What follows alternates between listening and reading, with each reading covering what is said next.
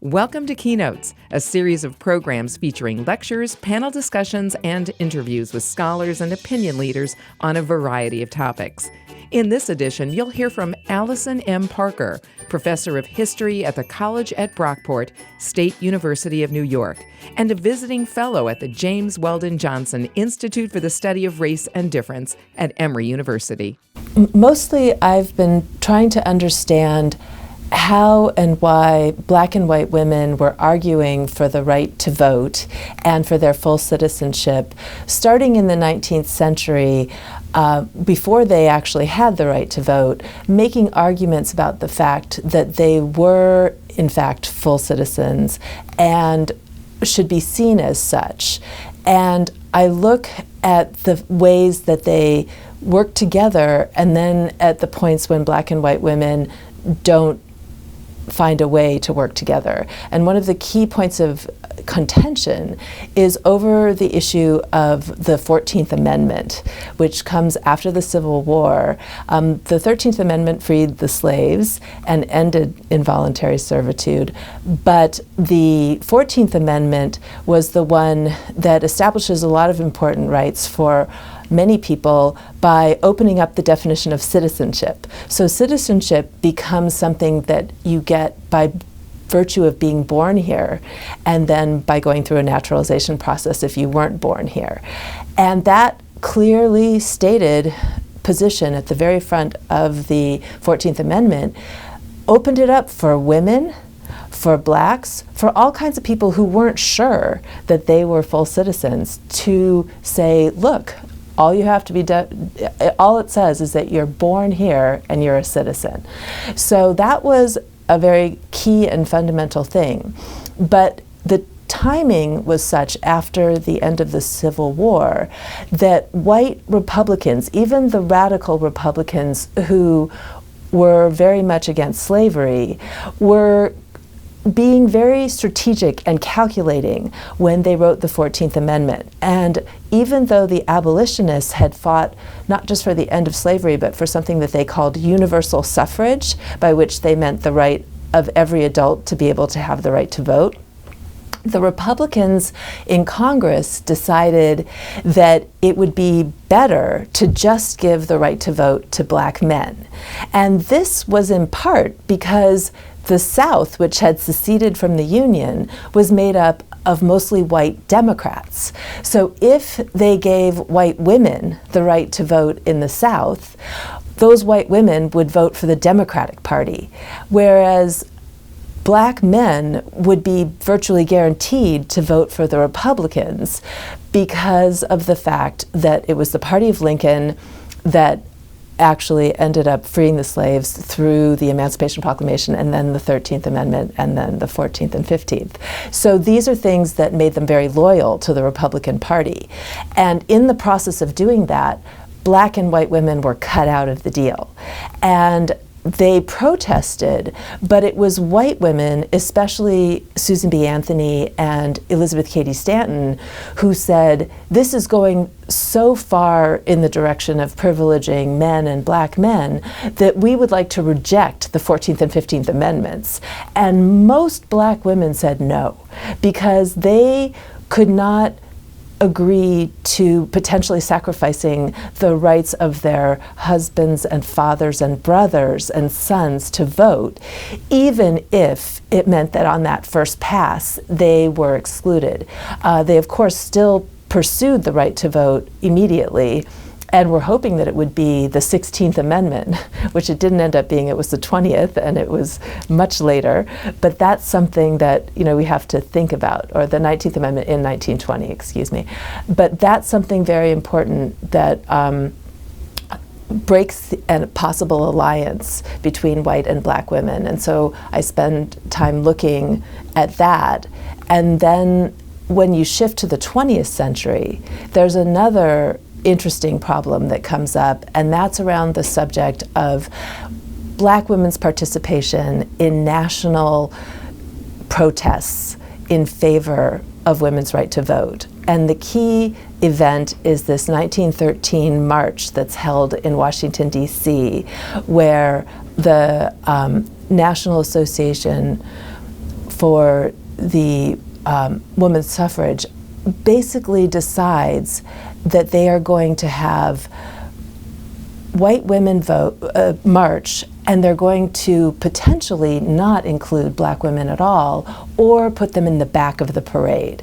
This is very controversial, and the one piece of information we know about it is that Ida B. Wells, who's an anti-lynching campaigner and very prominent, refuses to participate in that process of exclusion and marches with her Illinois delegation in spite of the request that she march at the back.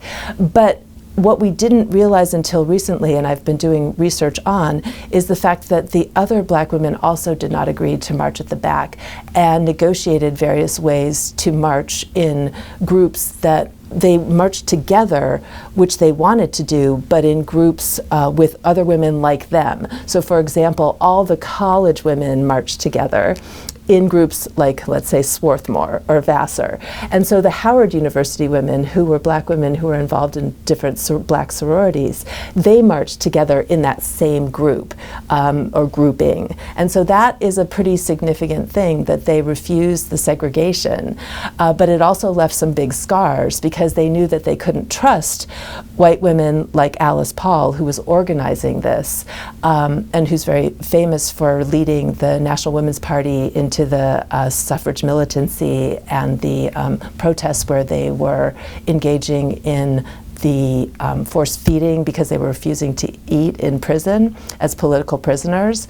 And when she did that, that's another example of, even at the very end, she was always trying to limit black women's concerns. So black women would always be saying, could the National Women's Party take up the issue of the fact that even after the 14th Amendment and the 15th Amendment were passed, black men are still not allowed to vote in most southern states. There are ways that those grandfather clauses, poll taxes, literacy laws, all kinds of things were keeping them from voting. And so one of the things that black women did was constantly ask white women to take on black men's voting rights as part of the cause, and white women adamantly refused to do so. The second wave of the women's rights movement was more united in some ways, in the sense that black and white women who are participating in the civil rights movement and who are participating in SNCC, the Student Nonviolent Coordinating Committee, and the CORE, the Congress of Racial Equality, and various other organizations like that, they did work together. And the experience of working together, there were tensions and there were problems, but they also learned over time that they had some shared issues within the civil rights movement, where even though they were playing very significant roles, some of them still felt that especially male ministers like Martin Luther King Jr., who everyone respected and appreciated, but they still felt that maybe he got too much attention and that the movement was male-dominated and male-centric in terms of especially the way the media focused on key people in the movement. And so at a certain point, they did start seeing themselves as having to deal with gender and women's oppression specifically, as well as questions about race and racism. And so being part of a progressive left movement that was still asking women to make the copies and make the coffee, ended up creating more of a bond. So the early National Organization for Women in the 1960s had black and white women, including a woman named Polly Murray, who was a black lawyer and activist, very interesting person. She was there with Betty Friedan from the beginning, working on these issues together. So there was more of an attempt. It wasn't some kind of perfect ideal union, but there was more of a realization that women would get farther if they could work together. But even today, there are still problems because it's hard for white women to understand the difference that racism makes in black women's lives and how it affects them so greatly that it needs to be always on the table whenever questions about women's rights are raised. And I still think that that's a problem that we have today. And questions about things like women's maternal death rates, that's something that white and black activists talk about, but black women suffer from much higher rates than their proportion in the population and compared to white women. So those are things that really need to be looked at, but everyone has to take responsibility for making a change in that. And it's been so interesting when you step back and, for example, the Power to the Polls rally, late January of this year, very multicultural faces on the podium, in the coordinating teams. I'm wondering if those conversations are being held, but in a very informal way now. Some of the repair work is now being done. Yes, I think it's also, some of it was part of the online conversation around the Women's March, the first one last year, and then again this year, to make sure that women of all races and backgrounds would be represented fully, and not just as members of the marching public, but as the leaders of the organization. So I do think there's a lot more conscious awareness of the fact that that's something that needs to be dealt with. And of course, the fact is that it's black women today who are voting in the most significant numbers against Donald Trump and the Republican supporters of Trump's policies in a consistent way that white women are not doing. For example, the recent Alabama Exactly. People have said, thank black women. And that's true, because black women voted almost entirely for Doug Jones, the Democrat, whereas white women voted 63% for Roy Moore. And so that is quite a high number. And it does suggest, in the middle of a sexual harassment scandal where he was accused of assault on young girls, that there's some bigger problems that we're still contending with in our own society, and internalized misogyny and sexism, where there are a lot of white women who don't necessarily see the value in their own bodies and selves to the point where they would potentially vote for someone who many women had testified had really assaulted them. So in that context, black women's politics are arguably more progressive and should probably be something that Democrats pay more attention to, because that's going to be the way that they win, is to really build up the support amongst women of color and progressive whites who are the future, given the huge demographic shifts that are taking place in America. That is the way, arguably, that the Democratic Party would probably need to go if one was a strategist. And I think that this is another place where women of color have a big role to play, because from very early on, black women were subjected to more sexual assaults and violence by mostly white men, because it was written into the laws of slavery, where white women were protected from rape and other things, even if it was done in a paternalistic way, where a white man could sue over the rape of his wife because it's basically a violation of his property in the 19th century. But black women who were slaves couldn't sue for rape at all, because there was not considered to be a violation, because the white man who owned her would not necessarily be harmed by her rape, because if she had a child, then it actually benefited him, right? So whether he was the rapist or somebody else was, it didn't matter. So paternity also was discounted, which put black men in a very terrible position, because they both couldn't protect and didn't have any right to protect black women in their lives. And so, it created a whole series of problematic dynamics that even after the end of slavery persisted, in the sense that the questions about sexual assault were highly racialized. And so in that context, in part to try to destabilize blacks and make sure that they didn't succeed in a post-slavery society, black men were thought to be potential rapists who were then could be lynched.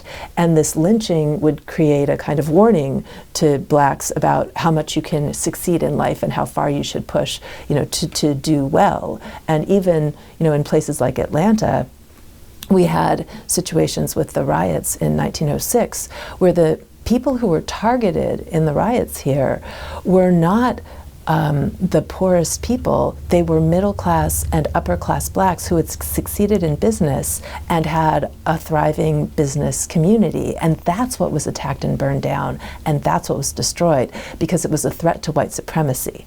So it's a complicated situation where, oftentimes this violence, whether it's toward black men or black women, is actually used to intimidate and control. And that's, I think, what we saw with the Atlanta riots of 1906.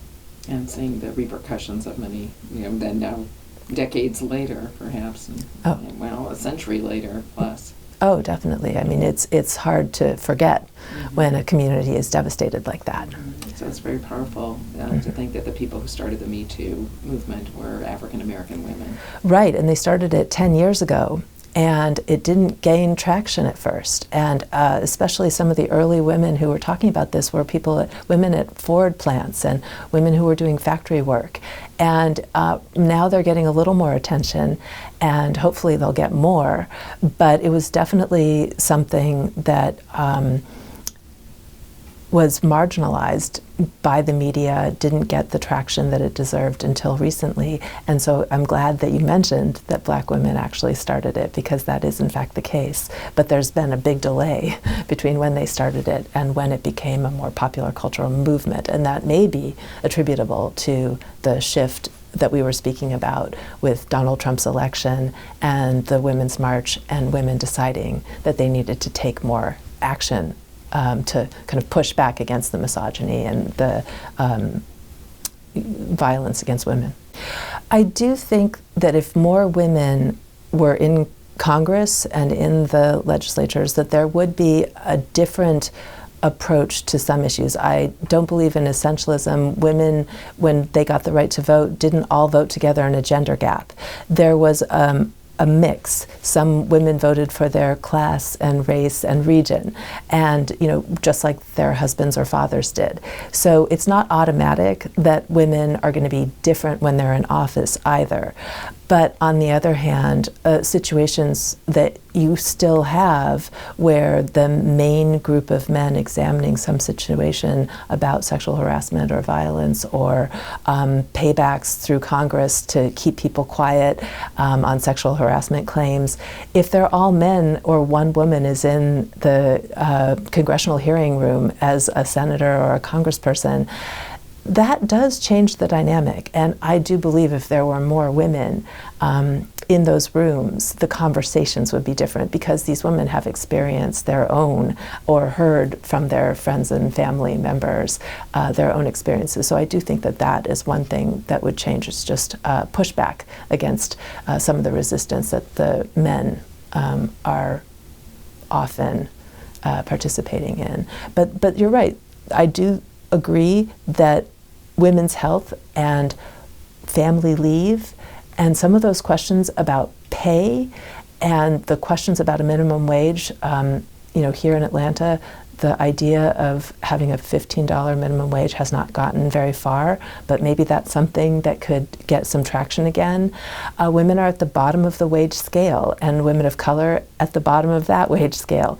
And so if there were more women in office, I do think that some of those issues would come to the fore in a more significant way, and that is something that we should be able to see. I am working on a book called Unceasing Militant, The Life of Mary Church Terrell, and the title, Unceasing Militant, comes from Paul Robeson, who was an actor and a singer and a left-wing activist who was a civil rights activist as well. And he and she worked together more toward the end of her life, because she had a very long life. She was born in 1863 as a slave, and then lived until 1954, the year of Brown v. Board, at the end of segregation officially in the school system. And in that context, she was an activist during the entire adult life that she lived. And most of that, even though she was born in Memphis, Tennessee, she lived in Washington, D.C., so she was at the heart of the action there and was part of this black elite.